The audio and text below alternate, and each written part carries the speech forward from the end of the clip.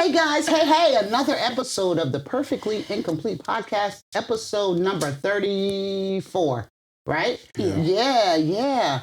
And I think this is our last one for the year. Merry Christmas, guys. Happy holiday season and all of that good stuff. You okay? You're not happy? Yeah, I'm okay. You're not happy? What's your name, first of all? Oh, yeah, I forgot, y'all. Okay, like, I'm Imogene, I'm the host, and Trama is my co-host. Alex is a contributor as well. Say what's up, Alex. What's up, guys? And we got Mary in there. Hi. Hey, Mary. So we're all here. Everybody doing good? Yeah, yes. It's Christmas, man. We're working on Christmas, man. Yeah, well, you eat on Christmas, don't you? Yeah, but Mom doesn't believe in days off. But don't you eat on Christmas? It's cool, but it's been a good Christmas. Do you breathe on Christmas? I do. Yes. So what's wrong with working on Christmas? I was joking. First of all, like making jokes and stuff. All right, that's Positive cool. energy. That's cool. No, I need to get their woosah. And I'm glad Trama's here. Like I told you guys last time, Trama lost a loved one, and I was just checking in with her, seeing how she's doing. Yes. And I appreciate all the love that everybody sent towards me and my family. So yeah. And the intent was to actually have a grief counselor here because I think we all could use that. I'm pretty sure everybody's lost someone, and that was the plan. It didn't work out that way. Right. But actually, I got my candle lit today. I think I want to do that all the time. And I send positive energy to those that have lost loved ones and those that are suffering. Me included, we're all suffering in some aspect. But the best I can do is my prayers. And I'm a little off today, like preoccupied. There was a local shooting here with a 12-year-old, I believe. Was it a 12-year-old, Alex? Yeah, she's 12. A 12-year-old was in her house, and I guess it was a drive-by, and a stray bullet shot her in the head and killed her instantaneously. And from what I'm learning, what I'm hearing now, I don't know. Yeah, don't quote us on. So don't quote me, but I know I got a notification there was a shooting, and someone verified that a little 12-year-old was killed with a stray bullet. From what I understand, her brother caught a bullet in the arm or the thigh somewhere and is in the hospital. And like, I just felt that. I just felt it. I was in that mood. And like, what do you say? What do you say? What do you say to a parent or to a loved one? Or like, how does that happen? So like, I feel that. I don't even have words.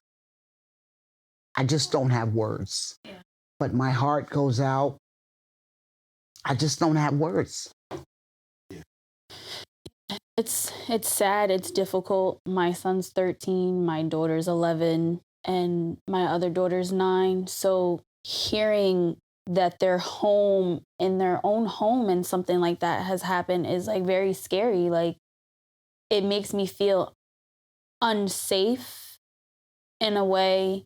And it's like hurtful because like my kids are around the same age. So it's like you try to protect them from everything as a parent. And it's like, how do you protect them from something like that? It's tough, man. Regular snow day. You know what I mean? Just a regular snow day in your house with your family, relaxing. I feel bad for the family. I feel bad for the family who witnessed it. You know what I mean? Who was there with her. I mean, I feel like we do this. How many more times are we going to have to do this? You know what I mean? How many times are we going to have to come in and say rest in peace? You know what I mean? Like, we always talking about how cops are killing us and how, our lives matter and how, which they do, but we always, protesting and all of that stuff. But it's like, we're taking our own, we taking our own. It's like, how many times are we going to do this, Yeah, I just like, all I can say is I can't imagine that. I would not want to be that parent or that sister or that brother. And the gun violence is, it's not a new conversation. It's not a new conversation. You hear it all the time. And I can't even get in, I can't read minds. Everybody's different. I just can't even conceive what is going through somebody's mind when they're riding in a vehicle and just decide to spray bullets, I mean, we all have weaknesses. What is that person thinking? How do you live with that? How do you do that? Rhetorical questions. Death is a mystery. Nobody likes to talk about it, I think. A lot of people don't. You just know it is a mystery. It's a part of life. You leave this earth, but just the thought of that someone else made a decision that they're going to take me off of the face of the earth.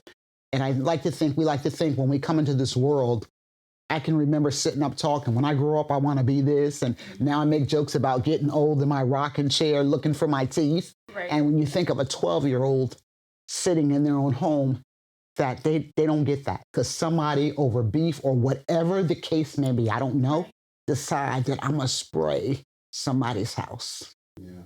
I'm sorry. They're just inconsiderate for like family and just people, human beings in general. Is just like, you're that inconsiderate to just spray somebody's house with bullets. Like it's inconsiderate. The being inconsiderate period is the part that is just like, you have no consideration for the mother, for the father, for the brother who had to witness the whole thing. Like, not having that kind of consideration is just, it's hurtful because it's like all these people are going through pain now when it shouldn't have to be. Christmas, and we're talking about Christmas, and in the sense of the holiday, the true meaning of it.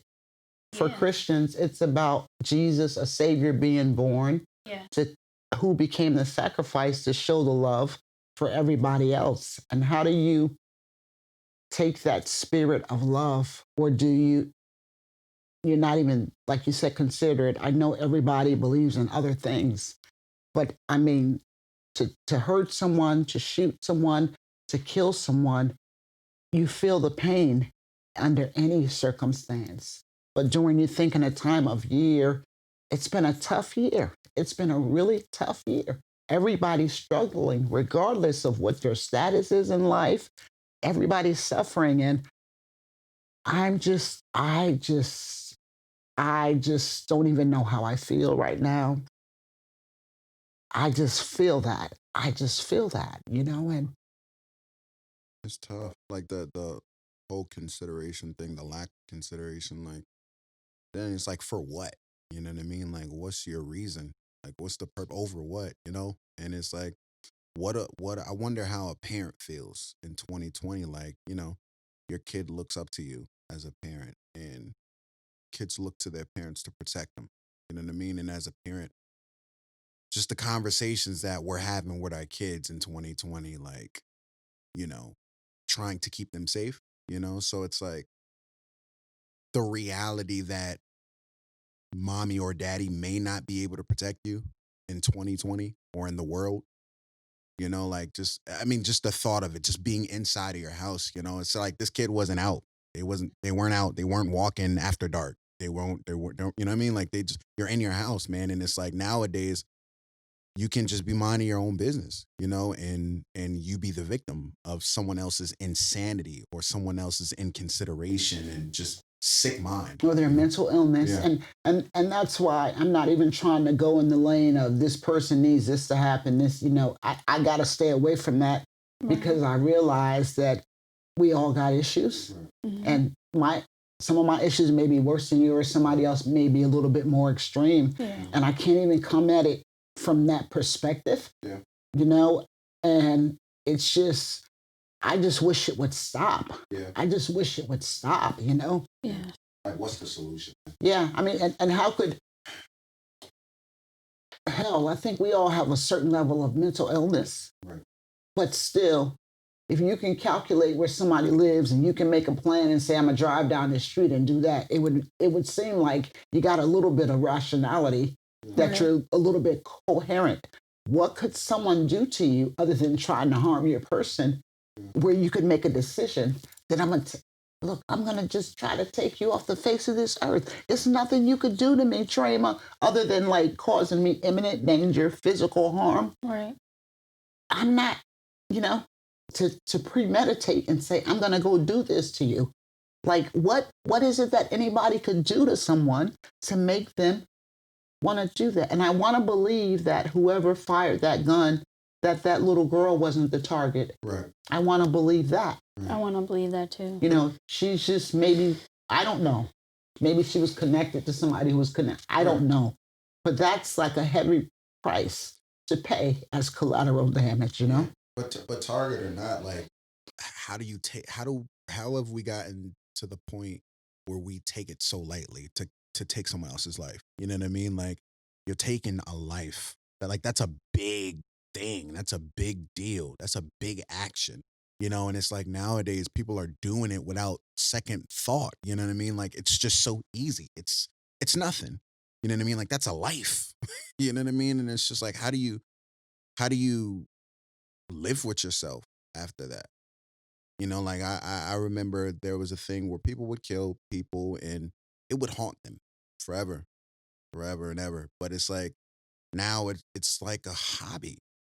It's literally like a hobby where people just killing each other, just killing each other, just killing each other. With it. And like again, for what? You know? I just don't get it. I don't know. Maybe, you know, we say hurt people hurt people. And if you live life long enough, you have things happen to you, and automatically defense mechanisms kick in. A lot of times you're not even aware. And I also think you can live in a culture and environment where you see so many things, it becomes a way of life that you do become numb to some things. I'm not trying to provide an excuse for that. I just don't have the answer. If I would never try to put my mind to try to explain why something as such could happen, I would never do that.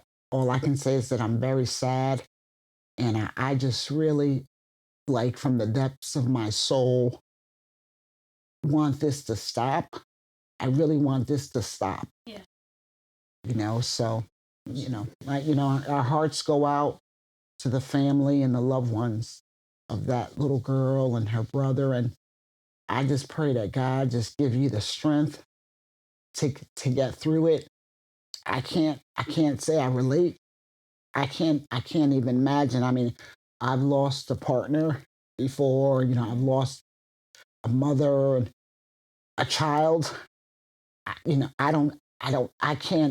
just can't even imagine, you know. So my heart and my prayers are with that family, and I just pray that, I don't know, God, just do what you do. Yeah. Be God and do what you do. But I just want this stuff to stop. I really do. Yeah, I agree. It just needs. And so we light a candle. I always pray for those that have lost loved ones. So we have a candle lit, and I think we'll do that all the time. And when I look at it, it signifies, I pray for light, that people's mind and their hearts will be enlightened and warmed to provide comfort and support and compassion for others. So that's where I am. Well, it's working for me. It's giving me some comfort right now. So. I got Bella. Oh, we forgot to introduce Bella. Yeah, we've got Bella on set today. What's up, Bella? I got Bella today. She's my comfort. Yeah, she just got her tubes tied last week, so she's been acting. She can't have no puppies. You should have seen her when she came home. She was scarfing on the floor. She didn't want to walk, because when you get them spayed, the vet was like, well, walk her back and forth, make her go to the bathroom. She's so stubborn, she wouldn't go to the bathroom. I don't think she went in 2 days. Yeah, that girl was messed up. She came back higher than the kite, boy. Her eyes was closed and stuff, glossy. She was out of it. My poor baby. She was out of it. But not to just, it is what it is, but we still press on and try to do what we come here to do. And Trama, me and Trama had a conversation. We had a meeting. We have our little team meetings. So we had a team meeting this week via Zoom.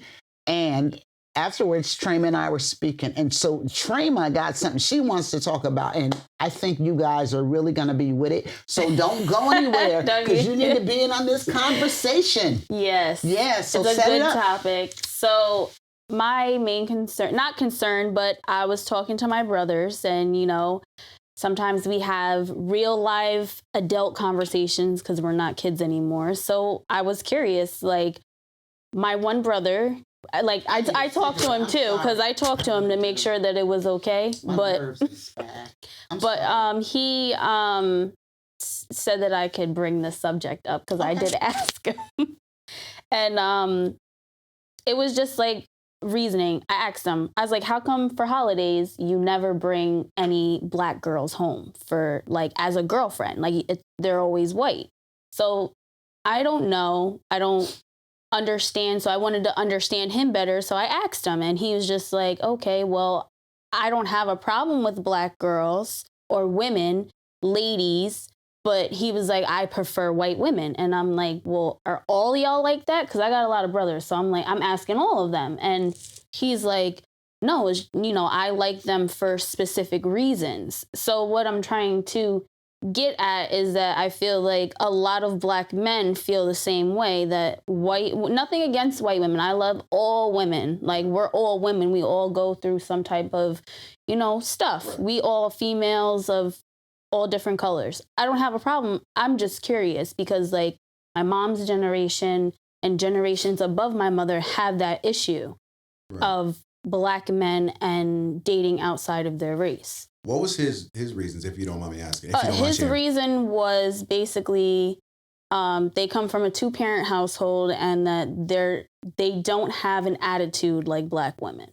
So I'm not saying that black women have attitudes. I'm a black woman. I know I have an attitude sometimes, but that doesn't distinguish that's a person that you want to just be with or not be with because they have an attitude. Right. But how old is your brother? He's close to 50. He's gonna learn today. Is he watching? He's watching this one. Oh Lord. Listen, I'm not responsible for anything that goes out of her mouth. I just want to say that right now. He also said that intellectual conversation is also part of the package when it comes to a white woman. So to be clear, I want to just kind of paraphrase what I think you're communicating what your brother said. He prefers white women because they don't have an attitude and because their intellectual capacity is not like a white woman's. Is that what I heard? So basically what that Negro That's what I got. So basically what that Negro is saying is white women is more intellectual than us and they easy like a Sunday morning. They don't have they don't have an attitude, right? Right. And am I okay? No, I kind of got I'm just the same trying to. thing. That's kind of what he said in like a gist of it. What else did he say? Because we finna wear him out with some knowledge. Real quick, if we got it wrong a little bit, if you're watching, just leave a comment just to like, you know what I mean, so we can kind of get it. But go ahead. Yeah, like he basically narrowed it down. I have another brother who's into.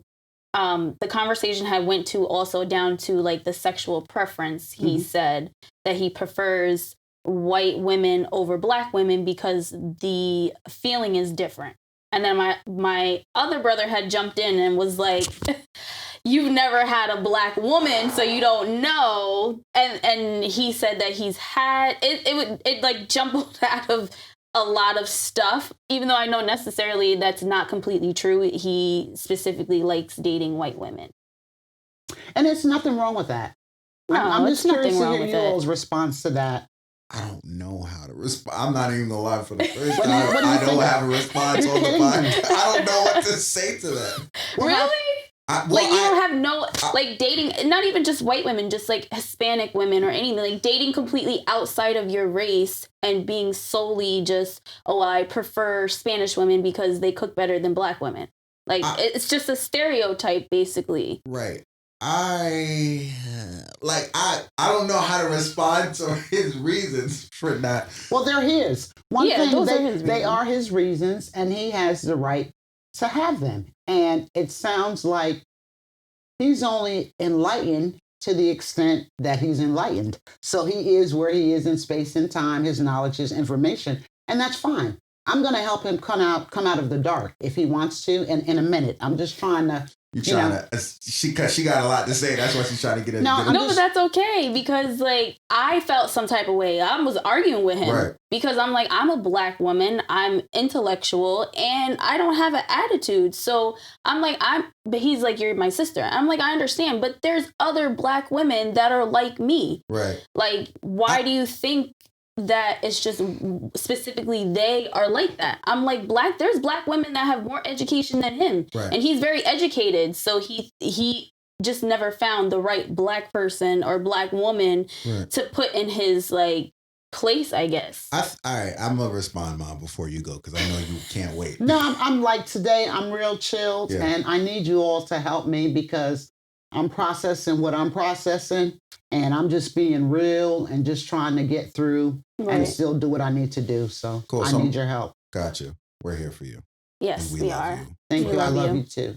So my Appreciate it. response to that would be, I think the kind of girl that you get has very little to do with their race and their, I guess, nationality. I think it has a lot to do with where you're looking. I've known a lot of white girls who was raised in the ghetto, who ain't got no home training, who are just as bad as the black girls that you claim to be uneducated and ratchet and got attitudes. I don't think that has anything to do with color. I think that's probably my biggest thing. I'll respond by saying it's kind of sad, and nothing against him, but it's kind of sad because I guess it lets me know how maybe other people may feel and may view black women. You know what I mean? Like it reminds me of the white man saying black women are difficult to deal with and strong black women and blah blah blah blah blah and just radical and X, Y, and Z. I guess it really shines a light on how society views black women. And I think it's messed up and kind of unfair because I think black women get a bad name a lot. I think that they get a bad rep. I think that there are many, many, many, many beautiful black women out there who are intelligent, who are smart, and who are loving and caring. Actually, if I'm being honest, which I can't, there's no way for me to prove this, but just from my experience with black women, in my opinion, I think black women are probably the most loving women in the world. In the world, I feel like black women are who they are today because of their experiences. I feel like being a woman in America, number one, period, is very difficult. It's very difficult, especially when this world is, if I'm being honest, ran by Caucasian men who historically have looked down on not only women, but especially African American women and still do. You know what I mean? So I think that, again, how I'm not going to say that African American women have to carry themselves the way that they do, but I can't blame them for carrying. I understand it. I understand why they carry. There's so many chips stacked against them. Just if you're what's his, don't tell me his name, but if you're no, because I don't want to just like put his on YouTube and stuff. But if you're watching, I want you to think about how you may act when it comes to like your demeanor in the world that we live in, and why do you act that way? Why do you make like me personally? I'm just a guarded person. I don't let people get too close, right? I protect myself. Why do I act this way? Because the world is, I feel that I have to do that in the world that we live in. So if you can identify with that as a black man and saying, hey, listen, I deal with so much SHIT on a daily basis. For me as a black man, it's easy for me to understand black women to say, all right, I understand why they conduct themselves and carry themselves the way that they do, yo. It's just experience. It's experience. Okay, I just want to say, I got a lot I want to say. But first of all, Mr. You prefer white women, kudos to you. I don't knock it. The way I look at being in relationship, this is America, one of the freest countries in the world. You choose your mate with whatever identity they have, and that's cool.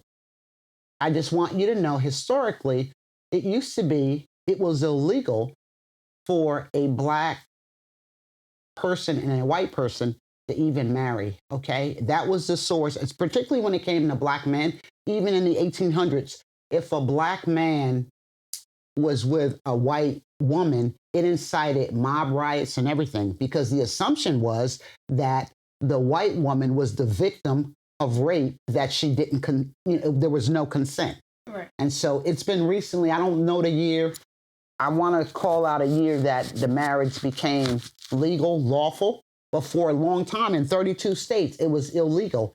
And then I believe after, like in the 1860s, men, to try to integrate in mainstream society, started marrying white women, So I'm taking you somewhere if you're listening. I'm talking to Trama's brother now.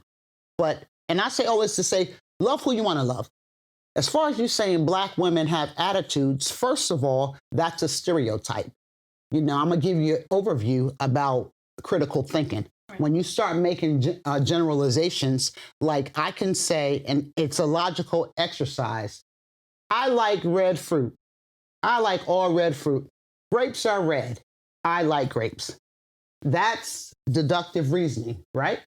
But when you say black women have attitudes, that's a vague statement for you to say all black women. Surely.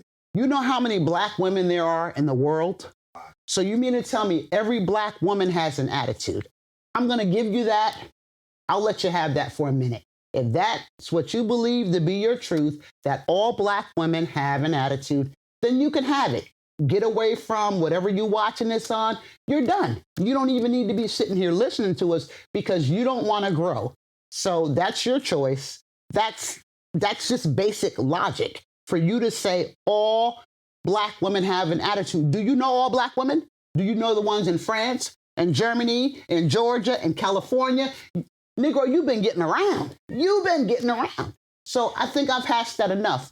That's a stereotype. It's kind of ironic that you wanted to talk about this. I'm always reading, but I am trying to prepare to try to contribute some factual information. I just read a study, and guys, don't let me forget to give the citation on this episode. I read a study. Basically, the essence of it was a qualitative research study, meaning the information wasn't in the matter of numbers. It was open questions, and the respondents, or the people that participated in the study that responded to the question, used their own words to answer these questions. And it was comprised of about 4,000 men, black and white men. And the questions were, how do you feel about people dating outside of their race? And in particular, they use black and white because we know that's where the real big issues are. You can date a Mexican. People that say something, it's not as bad. It's not as Mexican, well, you can date an Asian, it's not as bad. No. You feel me? And feel free to interject before I move on, because I really, this is important, and I want to take whoever is listening to these stereotypes. Not that I say studies are everything. It's stuff we already know. They just kind of categorize it and theorize it for us. Right. But somebody need to learn today, because I'm tired of Negroes saying black women have attitudes. So I'm going to give you a history lesson, and I might not give you all the dates, but I'm going to make it relevant to the contemporary times of what's happening in the state of the world, and I can connect it with every social issue that's going on. And then if you choose to hold on to those stereotypes, then you do what you do and date whoever you want to date, okay? And I still got a word for you after that. Right. And just before she moves on real quick, just want to interject. We're not here to attack anybody's logic. We're not here to attack anybody's not at all. thought process. Just I pre-prepped him, so he's What do you mean you pre-prepped him? I was saying talking about it because I didn't want him to feel some type of way that, I bring up a subject and he knows that we had this conversation. And I just wanted to forewarn him, hey, we talking about this. So yeah, and Mom, you're very passionate, so it could sometimes come off as like you're going in, but I promise, it's just she's very passionate. No, and I'm not going in. It's not about going in. I'm not going in. I just think I'm really fortunate. I know things. I'm not the smartest person in the world. And what makes me really, because I know a lot of things theoretically and didn't apply it, right? So that made me even really crazy. But that right there, as far as I do have a passion when it comes to one person putting another person down, or you making general statements, because when you do that, we all lose. So here's the stereotypes that came out of the study. One white man, his name was white man number one. They asked him the question, how do you feel about white girls who date black men? And there's a thing called social desirability bias. That means when people are answering questions in a research study, they're thinking, they don't want you to think the wrong thing about them, so they may answer a certain kind of way. But to try to allow space for that, the study actually did a quantitative, and it answered another question hypothetical. to get it away from the person. It was like, well, how do your Okay. friends think about it? To try to get a more truthful answer. But this Not is necessarily them. right. Okay. So they asked him, how do you feel about it? And then white guy number one, and that was his label in the study, he said basically, if a white girl, I don't know if she's been with a nigger, that's it. He said, that's it. He said her life is over. She's a slut. He called her a slut.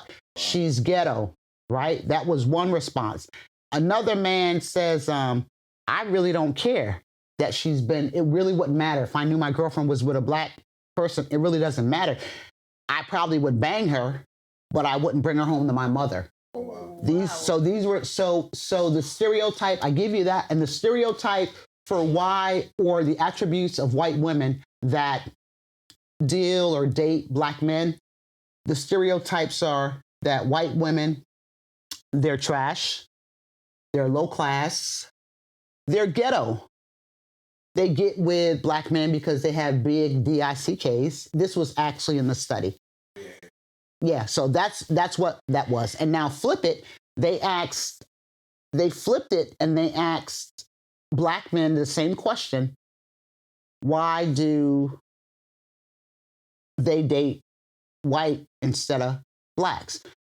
Black guy number one said, well, I feel like black ladies, the ones that are dating white guys, they've graduated from Harvard, they're driving BMWs, and they don't see us like that, right? That was his reasonings. And, but as far as, and he said they do it to social climbing, economically. And so just to wrap it, the stereotypes associated with that is why black women date white men. They do it for status. Because remember, if you white, you ignite and you light, right? Because you know what I'm saying? White supremacy is based upon that. So they do it for economic status, social climbing, and then as far as culture, these are stereotypes, the one that do go outside of their race because they don't identify with their own culture, but what they do is assimilate the culture of the person that they're with. And so those were the stereotypes. And I'm not looking at it right in front of me, but I will give the citation for the study. And I say, I can relate to it on different levels. I want to put that out there, breathe. I want to hear, because this is learning for all of us. Right. I want to hear how you will respond to what I just told you these stereotypes were, according to this study. And this study was conducted this year. Well, I believe the study, even though, like, in my heart, that's not something that I would believe, because dating outside of your race for a status, you could do that with a black person. You could do it with an Asian person, a Hispanic person. It's just all who you meet.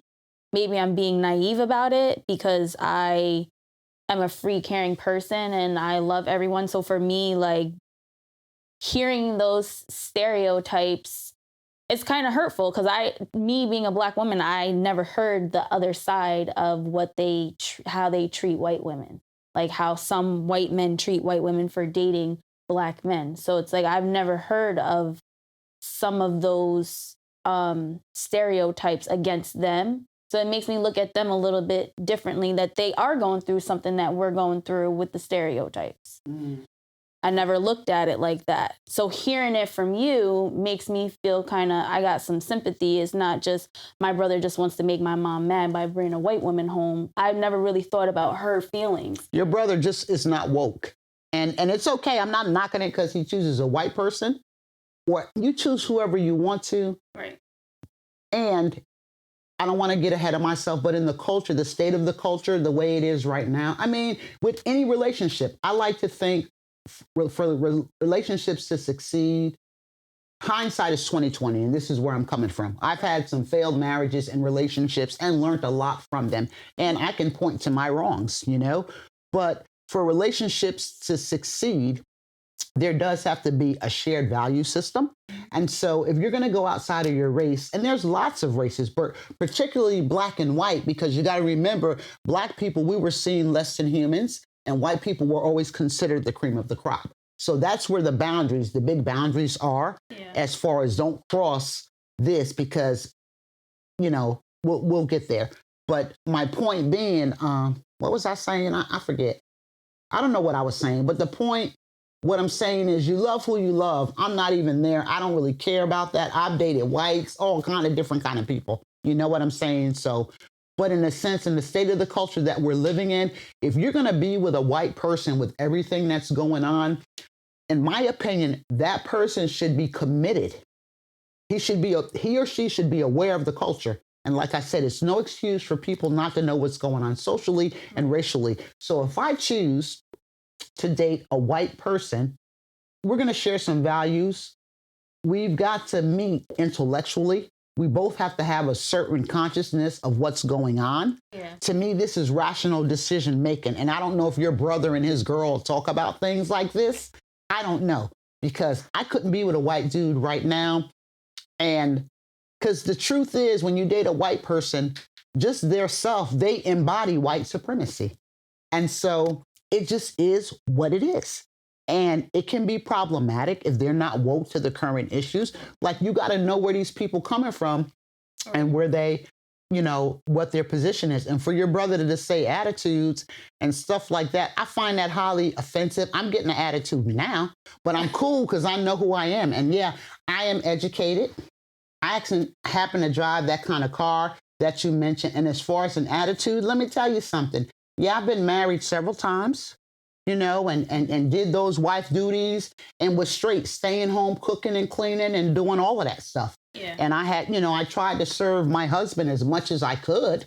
And, I had some that cheated, that lied and this and that. And I think for any woman, and then here I am, a black woman, I'm struggling. I'm raising 3 kids by myself. So yeah, I'm trying to raise kids. I'm trying to work. I'm trying to go to school. I'm trying to teach my kids value, keep them out the hood and from getting in trouble. I'm doing all of this, and a man ain't nowhere on sight. And I said ain't.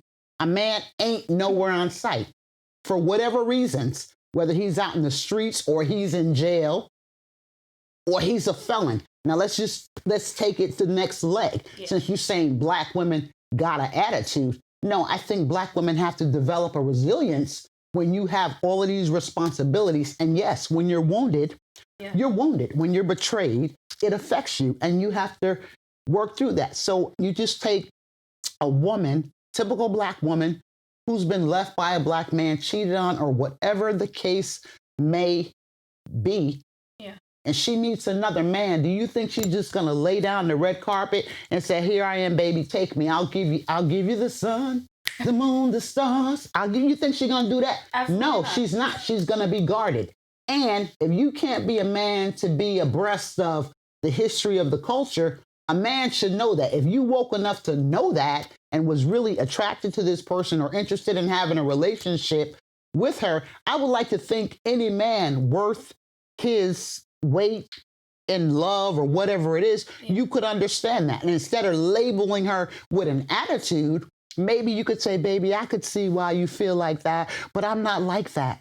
I'm not like that. You can lean on me." Yeah, giving her some hope. Absolutely. And some encouragement. Absolutely. Of her past relationship. Yeah. I told him that too, because I said, I told him I can't speak for all the black women, but I said for me as a black woman, my attitude comes from my hurt relationship. So it doesn't matter what color you are, you're going to get the forefront of the attitude because I have trust issues. Right. I have insecurities. I have things that had happened to me that I'm not proud of, but it's going to have me have this big wall.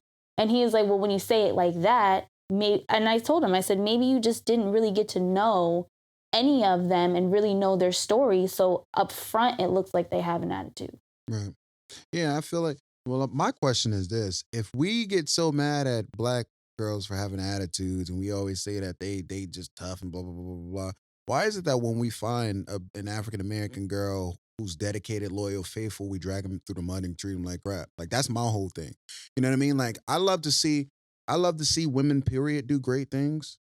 Of course, I have respect for white women when they accomplish things, but I gotta say, truly, if I'm being honest, I respect black women a whole lot more when they achieve something high. You know why? Because in my opinion, and I could back this up factually, black women have a lot more to fight through than white women do. That's just a fact. It's a fact.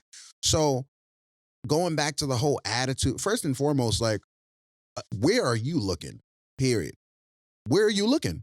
Because of course, if you live in inner city Kingston, where a lot of the girls come from the same place, involved in the same things, if you're only looking in a specific area, yeah, you're gonna find a lot of the same people. Sorry. But if you're not looking outside of what you know, or whatever the case may be, like there are a lot of black women that I know that have degrees, that are educated, and having a degree and don't necessarily mean that you're smart and intelligent or whatever. But there are a lot of black girls and women out there that are intelligent, that are faithful, that are loyal, X, Y, and Z. But again, like they've just historically had to deal with a lot. And rather than saying, okay, I understand what you've dealt with, I'm going to work with you through that. I can relate to you, by the way. I'm going to work with you through that. I'd rather say, listen, I ain't got time for that. I'd rather go over to Becky, who's white and who haven't necessarily had to deal with, she's got less baggage than you. I'd rather go over to her. That's just crazy. And then when he says two-parent families, I want to address that. Like I said, if you look at the issue of mass incarceration, check it out, brother. Look at it. Look at the history of it. Look at the court system. Look at racial profiling. Look at sentencing. Look at parole. Look at probation. If you look at all of that, whether you look at stats or you hear stories, you'll see that a lot of black men have been taken out of their homes. Because then when you're discriminating against me in employment, you know, and I know this personally, I go for a job. I went for a job at a college, me and another lady. I'm more educated than her. I'm rocking with a bachelor's. She didn't have that, right? Mm-hmm. But she was older and she was more like the guy who was doing the hiring. I didn't get that job. She got it. And then I guess someone quit or something. 2 weeks later, they offered me a position. I took it. We're doing the same job, but she's working for the executive director. She's making like $14,000 more than I am. And I asked, why is that? And they said, because of the level. She's working for the executive director. I'm working in general services. It was a welfare to work program in the college. And I'm like, well, I have a bachelor's degree. How can that be so? They gave me a lot of rigmarole or whatever you want to call it.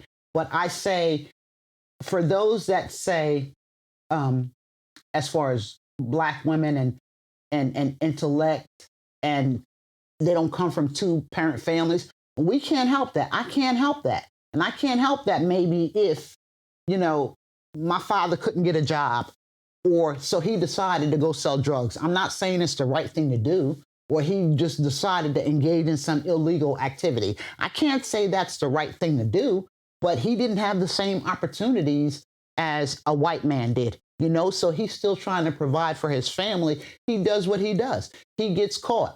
One of his brothers sell him out, or somebody tell on him. Okay, now he's in the criminal justice system, right? He goes to plead his case. Ain't no judge trying to hear them. A lot of them is like, look, nigga. And yeah, I said nigger. And before I go on, someone that I love. You said nigga. Okay, I said nigga. And I'm not going to take it back. I wanted to share this a minute ago. Don't let me lose my spot about where I am with this criminal justice system and as far as the two-parent family household. Right. But I think it was like our second podcast. We were having a meeting and I was talking to someone that I care about a lot. Very good person. And he told me, he said, you know, I watched the podcast and it was good, but don't use the word nigger because you'll scare white people off. And I was 38. I said, I don't give a damn. I don't give a damn. Yes, you was hot. You was hot that day. I'm like, how dare you tell me to say, don't say nigger because I'm going to scare white people off. And I let him have it. And I told him, F you. I texted him back. I was like, F you, you know, and not saying it was the right thing to do, but I popped off. You know, that was like, you just triggered me. How dare you tell me I don't want to offend white people?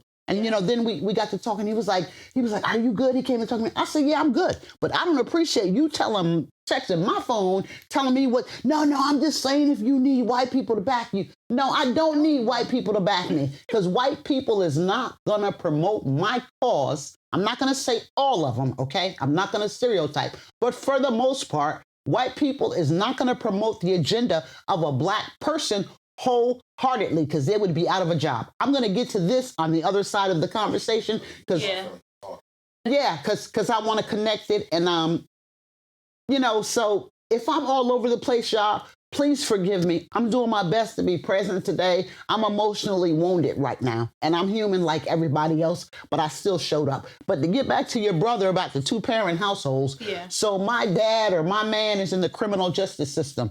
He goes to jail, they trumping charges, or they done already made deals what they're going to give him. He goes to get sentenced. It's not fair in sentences, so he's getting all of this time. Yeah, so this man, now he's leaving his woman behind with kids. He's in prison. You know how the story goes. You get out, you're a felon. Ain't nobody trying to give you a job. I think everybody knows this. So I just want to say to your brother and other ones that are out there that feel like that, him in particular, I'm talking to you, Trama's brother, and I don't know you, and I love you as a person, and you can feel what you want to feel about me. It's no hate, brother, but I just hate it because some of our own people, we just so ignorant. If you want to date a white person, you could date anybody you want to. I don't care.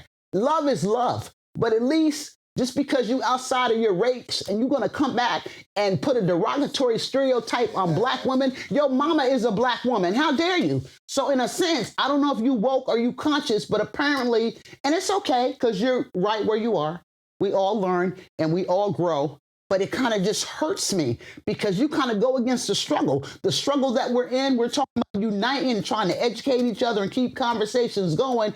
And you out there saying other things like black people got attitudes, women got attitudes, and you date white people because they come from a 2-parent household. I guess they should, because white people ain't never been lynching white people, and they ain't never been setting their house on fire. They was doing that to niggas, black people, okay? So that's why a lot of us don't. And white people ain't getting shot by the cops, and they ain't getting their door kicked down, and they not found hanging in cells.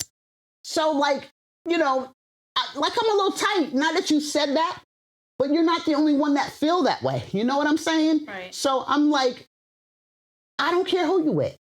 I don't care who you with, but I will not allow you to make a statement that black women have attitudes and let you get away with it, because black women go through a lot as single parents. And another stereotype about black women, that we're physically unattractive and we're loud and we're rowdy. And I say, hey, look at you, Imogene, you're loud. Yes, but based upon whose standard? Once again, who sets the standard of how people are supposed to behave? White people?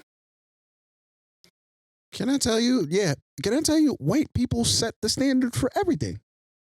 I don't want y'all to think that this is an attack on white people. I just want to be clear, but I'm speaking reality. White people set the standard for everything. I ain't gonna say that white people don't know what struggle is, but listen, man. Yeah, and it only got black and white because he said that about white girls. And if that's his preference, you keep that preference. I just hope the white girl that you got, I hope she's totally committed to fighting for your cause. Because he's single now, so he's not with nobody. This is the only white girl. This is the only white girl in my life that I know that knows what it's like to be black. Because she be in prison all day sometimes when I'm at work. And I don't have no problem. Would I date somebody white or Muslim or what? Heck yeah, it's about the person. It's not about the race. Yeah. But I like to think you take the time to get to know people and see what they value and stuff like that. But I got sense enough to know in a culture that I'm in right now, if I'm thinking about trying to date a white guy, you better believe we're going to have many, many conversations. I'm going to know for sure that he's ready to ride or die for my cause. This just came up with Serena Williams, the tennis player. Her husband, he resigned from Reddit. He resigned. Really? He sat down. He was on the board for Reddit. And he got down. He told them, maybe you should get a black person to take this seat. And they asked him, why did you quit? He said, because I got kids that's black. Him and Serena got a kid. Yeah. He said, and I got to try to teach my kids the reality of whatever that I can respect. If I got a person of non-color like that, then we can ride out Yeah. And because he knows my struggle and he commits to it, you know? So have white girls, have white guys, black women, have white guys, have whoever you want to have, you know? Yeah, I mean, I feel, well, just me, if I'm being honest, Mom, like nothing against white women, but I feel like probably the biggest reasons why I could never see myself with a white woman is because, and why I would rather take the black girl who has a lot of triggers from history. I would rather choose that because I feel like when it comes to white women, I feel like a white woman would never really understand me and who I am. Like, I feel like there are a lot of levels that we just can't relate on. Like if I'm with somebody, we gotta be able to relate to each other. I gotta be able to have conversations with you and you understand where I'm coming from and I understand your world. Like I feel like there's just such a big gap between black and some people make it work. I'm not saying it's impossible. Right. But I'm saying like just for me personally, like I feel like I hear a lot of white people there. I see them on the eggshells and they say, well, I don't see color. No, but even the ones who say, but I need you to see color. They see anytime they're experiencing and benefiting from white privilege, they see color. No, but I'm saying, but I need you to see color though. Like right. I don't care whether they say I don't care whether you're white or black. I need you to care that. But I'm you need black. to care. Yeah, Absolutely. I need you to. It has implications that comes with it. Absolutely. Like, and I need you to be able to see me for who I am. Right. You know what I mean? And be able to identify it. No, I don't expect you to know everything about being black. That's not what I need. But if I can't, if we not here, like it just doesn't work. And referencing the study to that point that you made, that was one of the conclusions that came from the study. And I urge you all to read it. Like I say, I'm going to put it up. I urge you all to read this study. Yeah. I'm giving you what I got. My memory may be off. I got a lot going on in my head. But one of the consequences of it, one of the implications was that white women, because it has a social cost, meaning once a white woman goes with a black person, they look at them different and there's consequences, like their social circles. They start talk even, and it extends to their employers. Wow. And then they asked, when they asked the white man about white man number 2 or number 1, how you feel about white women being with black men. And he said, once you done been with a black man, I don't know if he used this voice, but to me, you got to be like outdated to be saying that. Once you done been with a black man, you just through. You're just dirt. You're just a slut. Your life is over. And then the study said it even extends to the job. Employers don't want to hire you.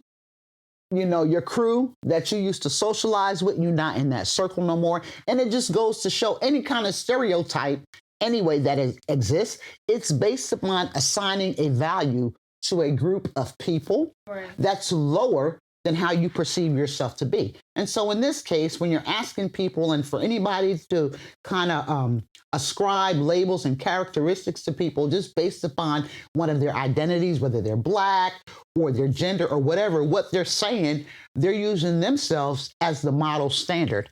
So that's sick right there.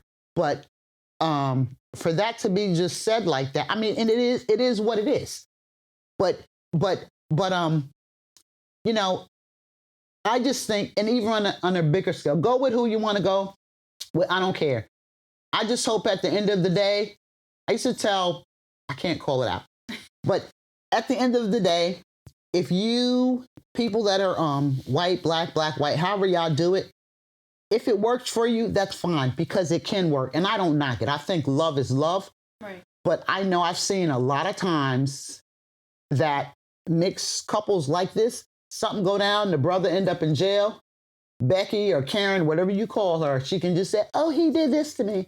You know, they ain't trying to hear her husband.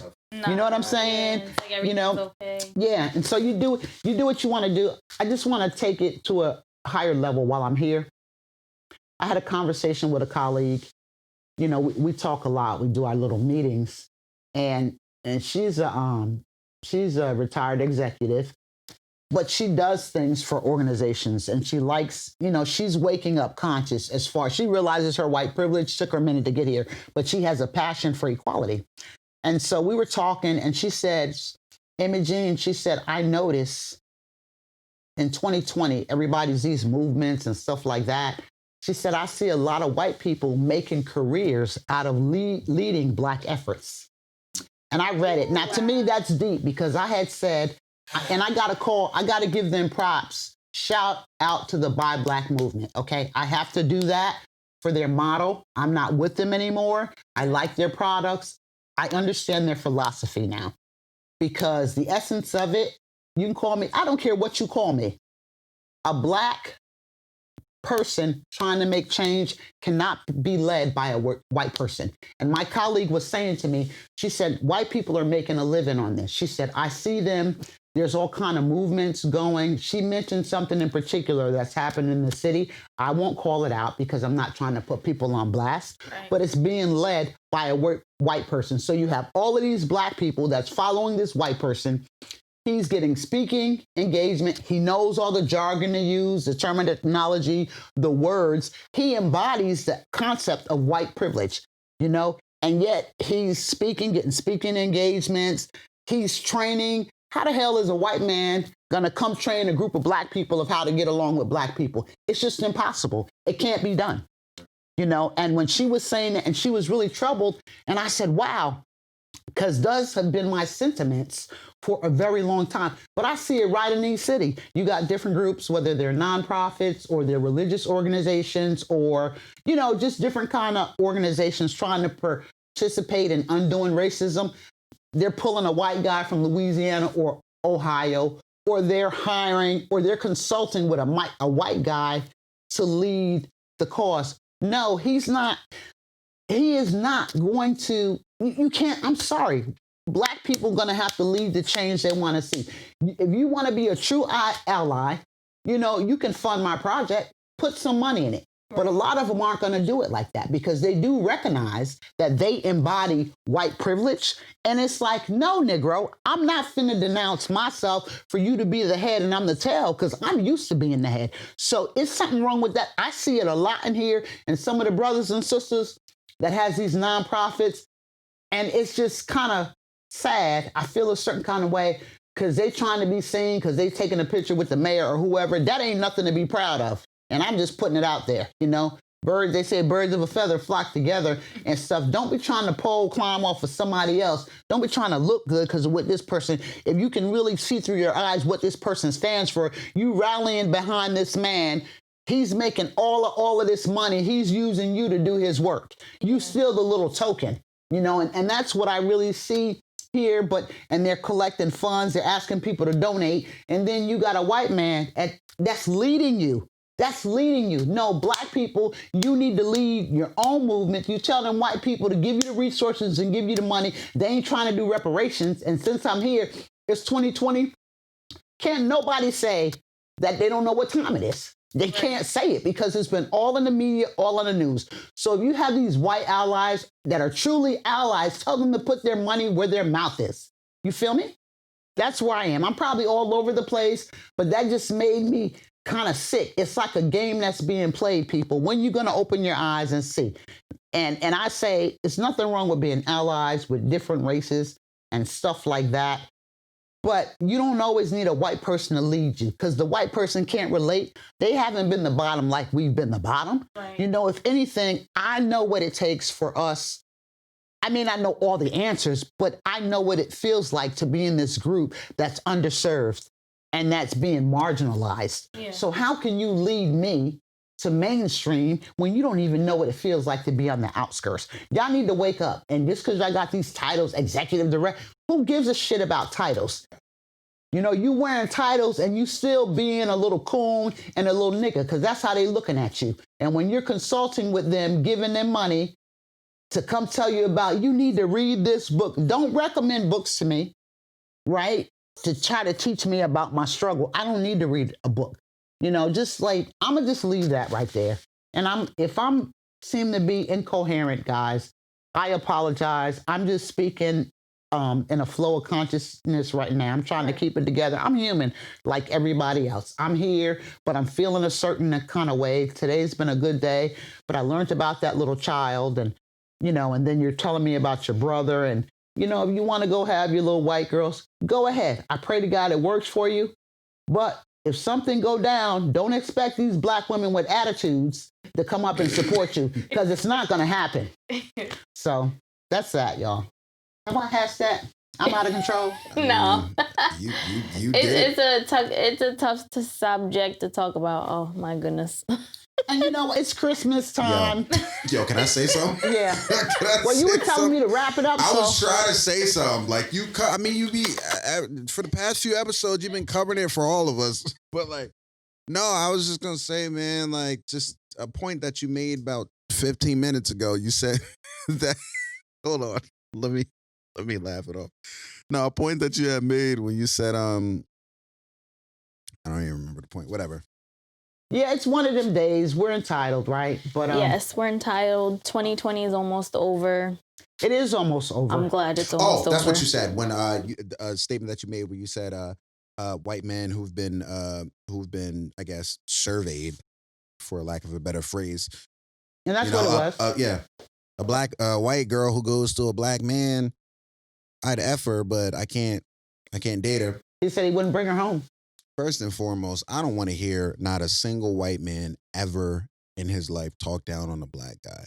Okay? Because for a lot of you white men, black men are more of will outshine you as far as being a man is concerned than a lot of you white men. Black men have a lot to push through and fight through. A lot of you don't really know what it's like to fight for your family for real, for real. A lot of you don't really know what it's like to have struggle and to persevere and to try to fight through so many battles and obstacles. A lot of you don't really know what a struggle is in regard to truly representing what it truly means to be a man. I don't ever want to hear a white man talk down on a black man. I'm sorry, just how things are set up, and it do kind of make me mad a little bit, just how things are set up. We face more than you face, period. We just do. We face more than you face. There's no argument. Don't argue with me. You cannot argue with me. You can't. But you don't argue anyway. Like, you can speak your truth. That's a fact. When you say they'll never know. And that's, for me, that's where my little grace is. And y'all women like us. I'm sorry, Mom. And y'all women like us. Our women like us. And y'all women like us. Because we're manly. We are men. And they like a lot about us. I'm gonna just leave that there. Okay, and I'm not gonna attack nobody's character, because that's not what I'm here to do. I have my opinions, but like, I'm trying. Character. No, but like, I'm not gonna compare white man with black man. I'm not doing that. I'm just speaking truth. I was just responding. No, and it was a great response. I respect your truth and your sentiment. I'm just saying, even though I could get mad with a lot of white people, and some of them I do.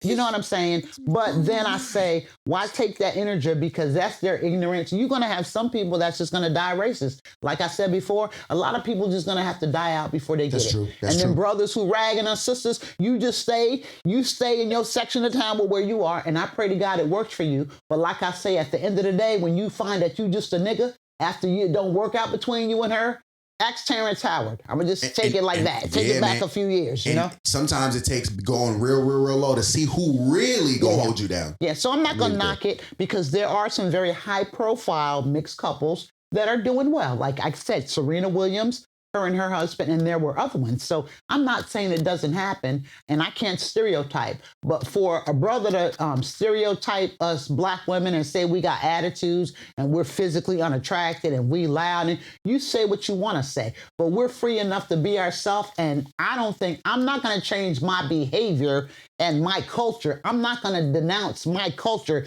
just to assimilate your culture to behave the way you want me to behave. You know, you take me for the way I am. If I decide to make adjustments, I'll do that, because we're mutually engaging in communication, and you're expressing your thoughts and your feelings and stuff like that. Right. It'll be, I do it because I want to, because I care about you and I see qualities in you. But for you to just come out and tell me I'm loud and I'm this and that, I gotta be, because you're not speaking up for me. That's a fact. You ain't speaking up for me. Who gonna speak up for me? For you, I told him, at the end of the day, I love my brother. He can date whoever he wants. But I did tell him, I said, maybe black women are just not into you.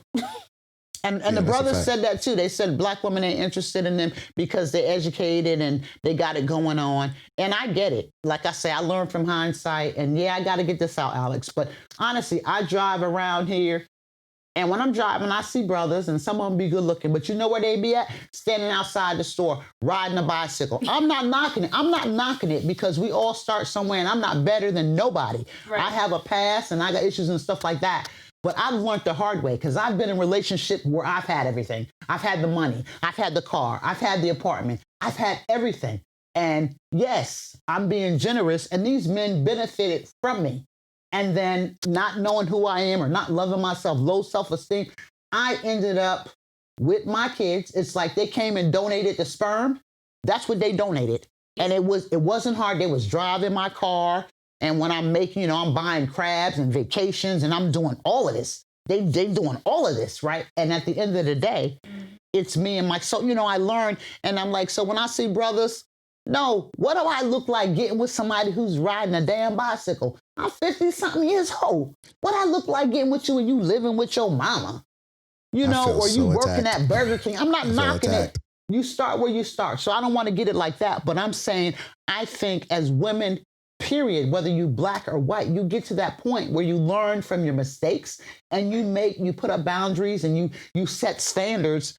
And so, yeah, and then a lot of our men are in prison. So the ratio of women to men is much higher, plus men die sooner because of their lifestyles and all of that. So I can see it more so that a black woman would go into another race. I can understand that more. I know, when I was in Korea, the ratio of men to women, it was 7 women to 1 man. This was like in 87, which we loved it at the time. I was real young and real thing. That was nice, right? I'm just saying. But that was the ratio. Yeah. So, and I don't know what the ratio is now, but there's far many more women than it is black men. So for me, it's a little bit more palatable when I can see a black woman go outside of her race, because when you look at the stats as far as education and occupation, like, women are just exceeding men, black men. They are. So you can't get mad, brothers, and you can't be saying we got attitudes. Raise the bar. I know the system works against you, but do something about it. Do something about it. Yeah. But it's easier to go to Becky or Karen and do that. But at the end of the day, if you ever get caught up with Becky or Karen, don't call Black Justice of America and think we're going to walk with you, because you just said all of us got attitudes. So you go to Becky or Karen, that one who came from a 2-parent household, who don't have an attitude, go to your camp and see if your Caucasian family with 2 parents and intellectual capacity, see if they're going to rock out with you marching behind you. That's all I got to say, okay? They might. I was just going to say that, yeah, black women are, regardless of what people say, are intelligent, beautiful, incredible, smart, wise, and y'all make great macaroni and cheese. Some of y'all. So you stereotyping like black people. Some of y'all. Okay, don't be doing that. Some of y'all. All right. Well, it's like we've hashed it out. I don't even know how this is gonna sound. Y'all please give feedback, because I want to know, but I trust God. You ever feel like when I'm talking like today, I have no confidence in myself right now, but it's okay. Where you going? I'm still here. Oh, so he's trying to wrap me up because he made plans to go somewhere? Yeah, probably. But anyway, it is what it is, Trama, and we're getting ready for the holiday. I know you got stuff coming up, and today is just, every day is a good day that we're here. But, I just say, I don't know, it's the holidays. We're at the end of a new year. Normally I am reflecting on what my year has been, and we're making resolutions and all of this good stuff. And honestly, I'm not in the headspace to even get into that kind of activity. The best I can do is take each moment as it comes. Right. And I do a lot of praying. I try to be still.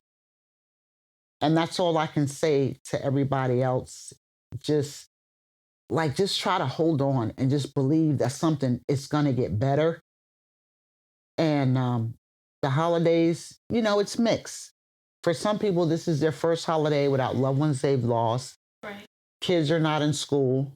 It's just a lot going on. I just say, for those who believe in the spirit of Christmas and what it was originally designed to do, it's not a bad idea. If you want to accept the baby Jesus as your savior and put your faith in there, hey, that's a good thing. If that's where you open, if your heart is ready for that to receive, like I encourage that, because right now we all need that higher power that we believe in that can make things better for us.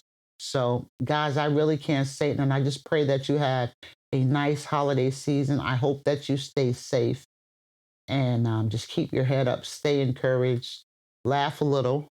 No, and laugh a lot. Laugh a lot. Because it will soothe your soul. And God bless you all. And I hope to see you in 2021. And thank you for rocking out with us. And yeah. Yeah. I don't have anything to say extra.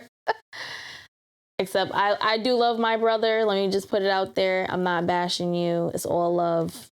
And he's gonna be talking about me, but I don't care. He's easygoing. So when this whole thing comes out, he'll be fine. No, and it's out of love. He got a right to feel what he need to feel. But anyway, all right, guys, it's been real. Hey, if you like what we putting down, subscribe and hit the bell so you don't miss our episodes. Like I said, we're growing just like you growing, but it's all about us. It's all about being in the struggle, getting better one day at a time and one moment at a time. So I appreciate y'all joining us. Be good to each other. And hey, man, just do you, embrace yourself, and God bless you and keep you. And we'll see you the next time. How about that? Deuces.